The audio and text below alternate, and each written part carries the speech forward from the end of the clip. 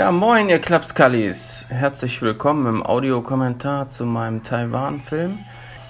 Da war ich auf einem Visa-Run von Thailand nach Taiwan und dachte mir, okay, guckst du dir mal die Insel an, wenn du schon mal hier bist. Auf Taiwan leben 23 Millionen Menschen. Es wird Nordchinesisch gesprochen. Und dann habe ich mir ein Fahrrad ausgeliehen bei Matthew Bike in Taipei, in der Hauptstadt Taiwans. Cooler Laden, witziges Pärchen, machen Reparaturen und verleihen Fahrräder im semi-professionellen Bereich. Matthew Bike hat mich dann ausgestattet mit dem Fahrrad, mit Navigation, mit GoPro-Halterung am Lenkrad, mit Packtaschen, Reflektoren, Überzieher für die Packtaschen, für Starkregen. Ja, ganz netter Laden. So. Und dann ging es los, dann bin ich losgefahren von Taipei nach Hsinchu. Da habe ich dann meine erste Nacht verbracht.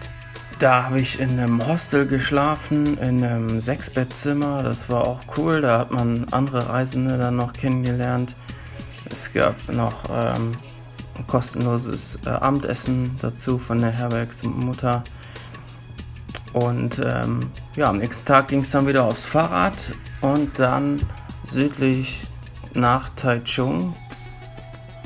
Da habe ich dann auch wieder eine Nacht verbracht und ich glaube sogar 2 und bin dann weitergefahren runter nach Chiayi. Von Chiayi ging es dann ins Alishan-Gebirge, was so eins der Highlights auf der ganzen Insel ist. Jetzt geht's auch in die Berge, Alishan Mountain.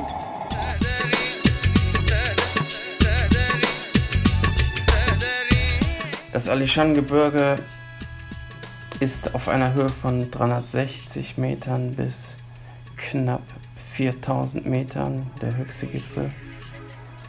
Und in dem Gebiet leben 5600 Menschen. Alishan-Gebirge ist natürlich etwas verlassener als die Westküste mit den größeren Städten und der dichteren Bevölkerung. Ja, noch geht's. Ich schwitze ein bisschen, aber ich glaube, der Gipfel, der kommt gleich.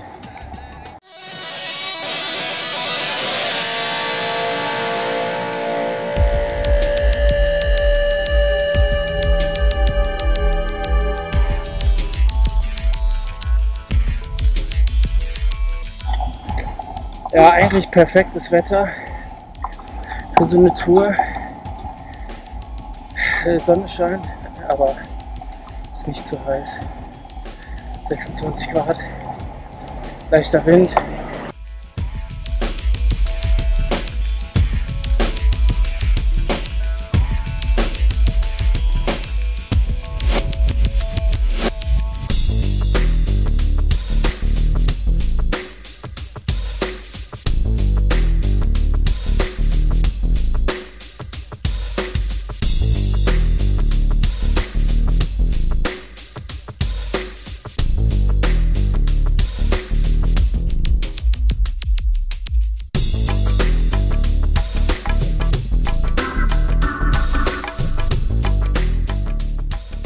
Ich habe Glück, weil die ganzen Reisebusse jetzt herabfahren vom Gebirge.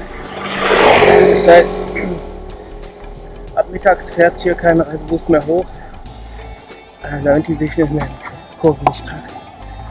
Das heißt, ich habe relativ freie Bahn. Dazu mal ein Auto oder ein Schlepper.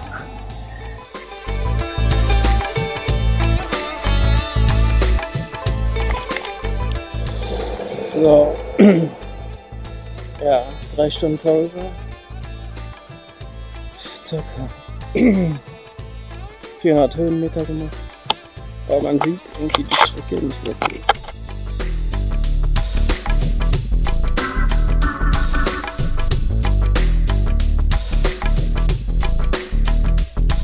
Ins Alishan-Gebirge bin ich einfach reingefahren blind, also ich hatte keine Unterkunft. Ich hatte kein Zelt dabei, ich kannte da niemanden, ich bin einfach drauf losgefahren, bis ich nicht mehr konnte. Und dann war ich auf, weiß ich nicht, 600 Metern oder so und hab dann da angehalten an so einem Haus, hab gesagt, ich muss jetzt hier irgendwo pennen. Wie sieht's aus? Habt ihr irgendwas? Und haben die gesagt, nee, hier ist nichts. Und dann haben die, da kam aber so ein Teebauer dann vorbei, der hat das auch mitbekommen und der meinte, ich weiß vielleicht was. Und dann hat er mein Fahrrad hinten auf seinen Hänger geschmissen und hat mich zu so einem Tankstellenbad gefahren. Und da habe ich dann in so einem kleinen Gästezimmer übernachten können.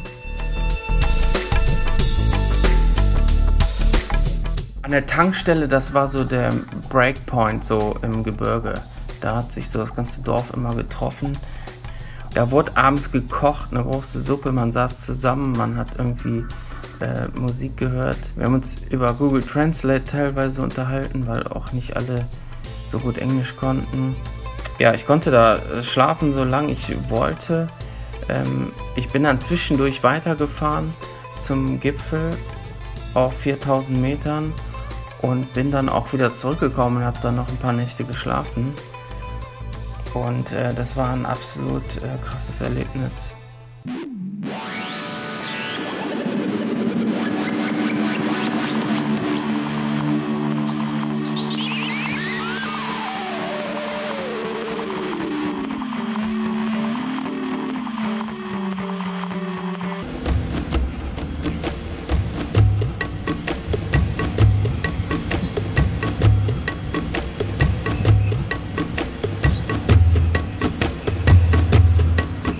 Landschaftlich hat mich das nicht so weggehauen, sondern hat mich eher ans Allgäu erinnert.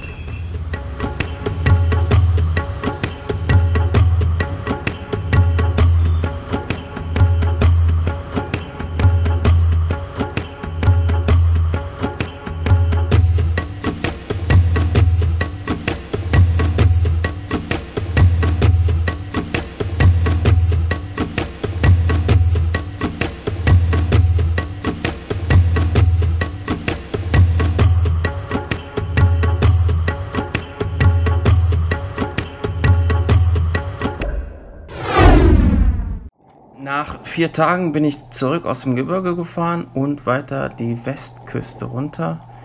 Und mein nächster Stopp war dann Fangshan. Da gab es auch ein sehr cooles Gasthaus direkt am Wasser. Traumhafter Sonnenuntergang, schönes Meer. Ziemlich einsam da, da war nicht viel los, man hat nicht viele Menschen getroffen. Also es wurde dann immer menschenleerer so von der Region her. Dann ging es weiter runter an den Südzipfel zum White Sand Bay. Das ist ein absolutes Highlight der Insel. Da müsst ihr auf jeden Fall hin, falls ihr da mal langfahren wollt. Über Kenting, die schönste Strecke unten am Südostzipfel, ist auch der absolute Oberhammer. Das ist eigentlich die schönste Straße auf der ganzen Strecke. Dann ging es weiter von Kenting nach Taitung. Dort habe ich auch eine Nacht im Hostel verbracht. In dem Hostel habe ich einen anderen Fahrradfahrer kennengelernt und mit dem bin ich dann in die Wüste gefahren auf der Ostküste. Und das war auch Wahnsinn. So, we arrived. What's the name of the desert? Gangsai. Gangsai Desert. Yeah. Gangsai Desert.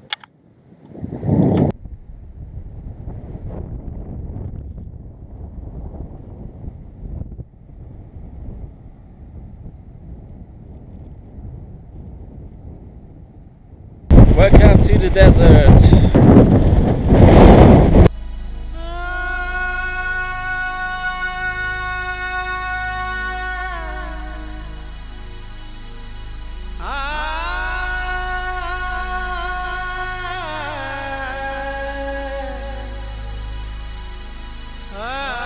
Dann haben wir uns wieder getrennt und ich bin weiter die Ostküste hochgefahren. An der Ostküste wohnen die wenigsten Menschen. Da spricht kaum einer Englisch, da kommt man echt nur schwierig voran. Und nirgendwo gibt es was Vernünftiges zu essen, du kannst nicht kommunizieren, keiner versteht dich, keiner weiß, was du willst. Also das macht nicht so viel Spaß an der Ostküste. Also Fazit, das Essen ist schrecklich auf Taiwan. Die Insel ist quasi zu menschenleer. Und wenn ihr eine Radtour macht, dann würde ich euch vorschlagen, in einer Gruppe 4 bis 5 Personen zu reisen, weil man da wirklich nicht viele Menschen kennenlernt und die Insel einfach nicht so dicht besiedelt ist. Trotzdem landschaftlich Wahnsinn und man braucht viel weniger im Leben, als man denkt, und die Welt ist viel besser, als in den Nachrichten gezeigt wird. Abgefahren.